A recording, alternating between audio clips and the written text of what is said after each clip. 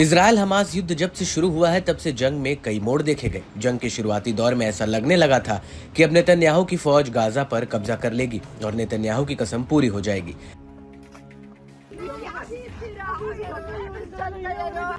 लेकिन जंग जैसे जैसे आगे बढ़ी उसमें नए नए पड़ाव आते गए और अब ऐसा हो गया है कि इजराइल की सेना के लिए ये जंग एक बड़ी चुनौती हो गई है, क्योंकि जिस तरह से हमास और उसके प्रतिरोधी गुट मिलकर आईडीएफ के नाक में दम किए हुए हैं, उससे एक बात साफ है कि जंग की दिशा बदल सकती है।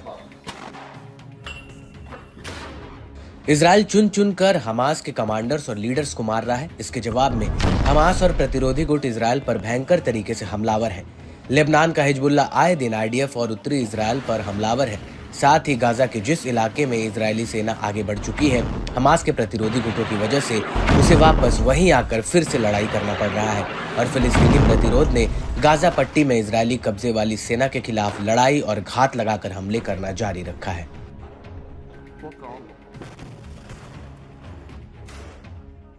इसी कड़ी में फिलिस्तीनी प्रतिरोध सेनानियों ने गाजा पट्टी में इजरायली कब्जे वाले बलों द्वारा कब्जा किए गए ठिकानों पर एक और हमला किया।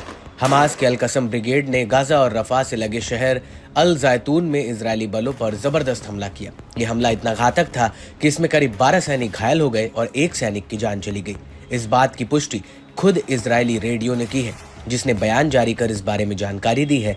इसके साथ ही अल कसम ब्रिगेड ने भी अपने टेलीग्राम चैनल पर इस हमले के बारे में जानकारी दी। अल कसम ब्रिगेड ने घोषणा की है कि उसने गाजा शहर में अल जैतून पड़ोस के दक्षिण में घुसपैठ करने वाले दुश्मन बलों के साथ भीषण संघर्ष में लगे हुए थे, जिससे उनके बीच कई लोग मारे गए और घायल हुए। घायलों को निकालने के लिए एक यासूर हेलीकॉप्टर उतारा गया।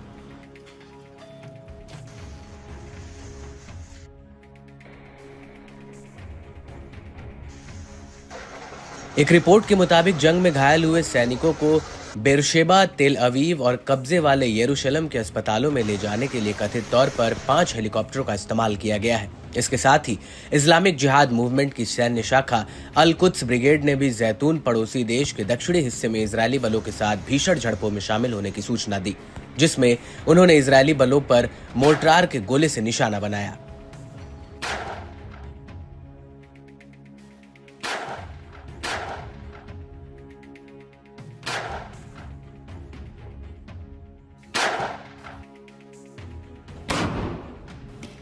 वहीं अल कसम ब्रिगेड ने कहा कि उन्होंने रफा के तेल अल सुल्तान पड़ोस में कमाल अदवान स्कूल के अंदर तैनात एक इजरायली बल को एंटी पर्सनल शेल से निशाना बनाया।